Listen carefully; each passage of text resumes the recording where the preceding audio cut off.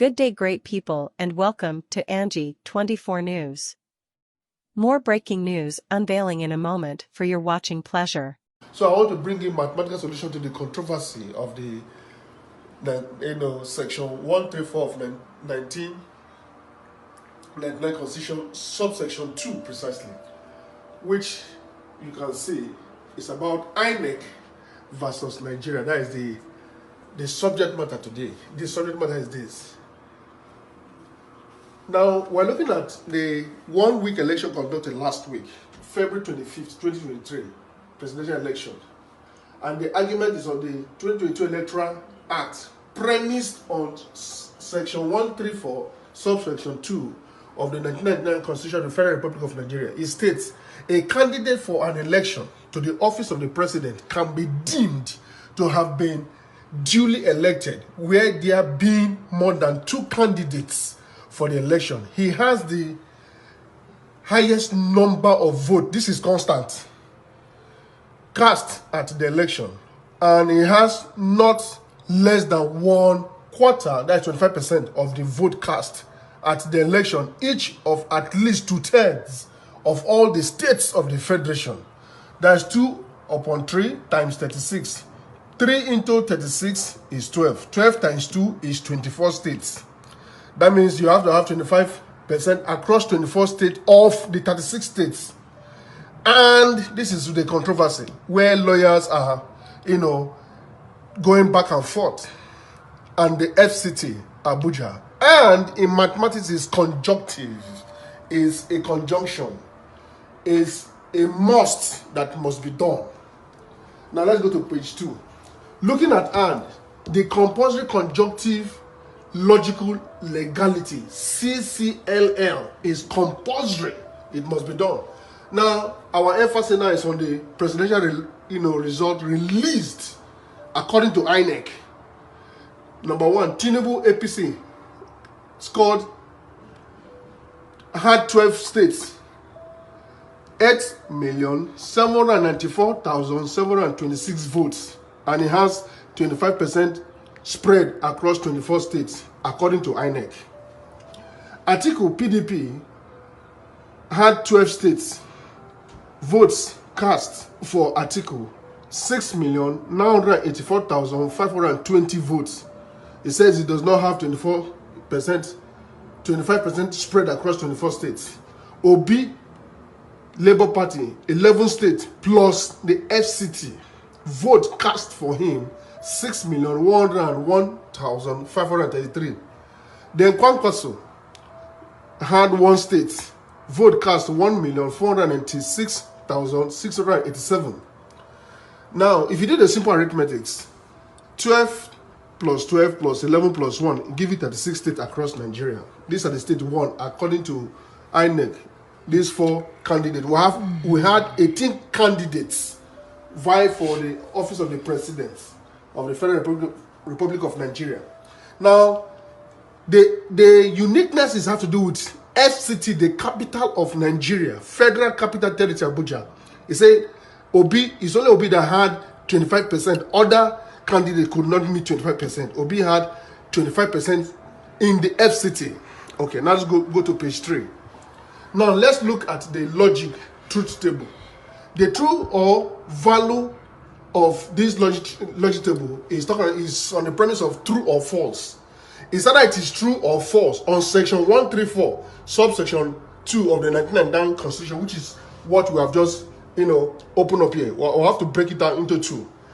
In logic, mathematics, and is a conjunction. The joining of 2 or more sentences together as a unit. That means your wrist and your hand in between, they go together. It's a unit, they go together. You can't separate it.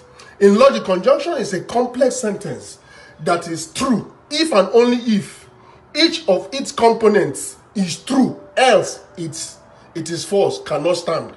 The analysis of the 2 components of section 134, subsection 2. 1 meets 25% in 24 states of Nigeria. Let's call it S24. S here is for states. 2 meets 25% in the FCT, Abuja. Let's call it FCT. Now, arranging it together, I have S24 and FCT, true or false. Emphasis. You see this right there, talking about emphasis. Now, this is the truth value.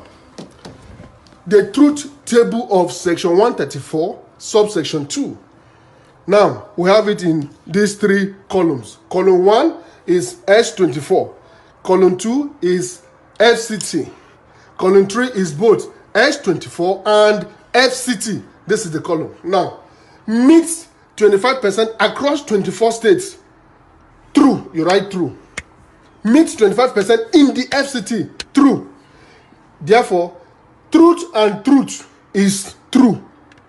This is true. This is true. When true and true meets. Now let's come to the second, row.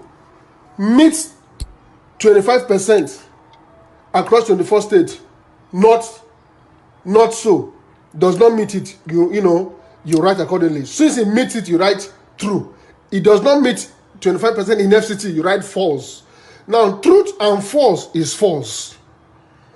Now, meets 25% across 24 states, not so, you write false. It does not meet 25% in FCT, you write, accordingly. Since it meets, you write true. So, false and truth is false. It does not meet 25% across 24 states. It does not meet 25% in the FCT, you write false, false. Now, false and false is false. This is the truth table of section 134, subsection 2 of the Federal Republic of Nigeria. Now, looking at this is where INEC failed the country.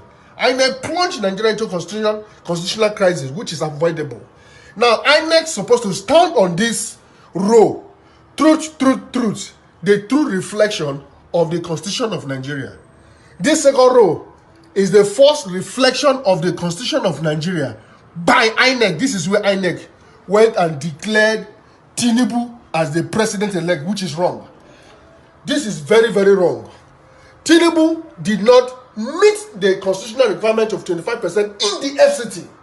This is Tinubu, according to INEC, says he had 25% spread in 24 states, but he did not meet the 25% in the FCT, and INEC went and declared Tinubu as president-elect. This is wrong. This is where INEC is supposed to stand. INEC cannot superimpose Nigeria. Nigeria supersedes INEC. INEC is an entity in Nigeria. So now come down to page 5, the verdict. The verdict. The February 25th, 2023 presidential election conducted by INEC failed to meet the electoral legal requirement as evidently shown in the truth table on page 4, which is this. This is the truth table. Hence, INEC should not have declared any winner. By doing so, INEC contravened the Constitution of Nigeria. The illegality of INEC. INEC contravened the Constitution of the Federal Republic of Nigeria by declaring Bola Ahmed Tinubu of the APC as the president-elect. This is a travesty. Hence, collapsed before the Constitution of Nigeria, as evidently proved in the truth table on page 4. This is the truth table. INEC just succeeded in plunging Nigeria into an avoidable constitutional crisis. This is quite unfortunate to Nigeria and Nigerians at large, worldwide. Nigeria must win, which is basic. A new Nigeria is possible. Now, my counsel and recommendation, the court, emphasis the court that will adjudicate on this avoidable travesty and corruption of the Constitution of Nigeria, especially the Supreme Court of Nigeria, should, as a matter of national urgency, upturn the deeds of INEC and also take a hard look on the general conducted election at the presidential and give justice as shown on page 4 to the rightful winner of the presidential election. What we mean giving justice that this result here, this truth table, this place here, it shows that everything here is fraudulent. For INEC to have gone to declare the second row, truth, false, false, which is not the constitutional requirement, that Ahmed Tinubu is the president-elect, it shows that everything around it is what? Fraudulent. Now, other candidates, like Peter Obi of Labour Party, Atiku of PDP, and others, they had their own scores. But our premise here is that Nigerian youth came out and marched to vote. Therefore, the vote of Peter Obi was deducted and given to Tinubu. Tinubu did not have national spread. Everything, because of this, everything is fraudulent. So they called me to take a hard look. Now, by taking a hard look, justice will be what? Said to have been done. And Nigeria would have said to have what? Won. As a duty to Nigeria,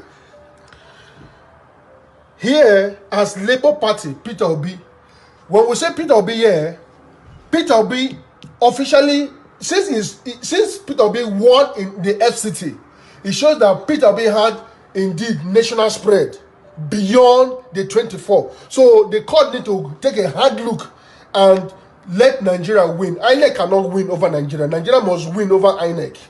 Nigeria must win. That is the emphasis. Nigeria must win. A new Nigeria is possible. Now, to the National Assembly. The National Assembly should incorporate this truth table into the Electoral Act for the future.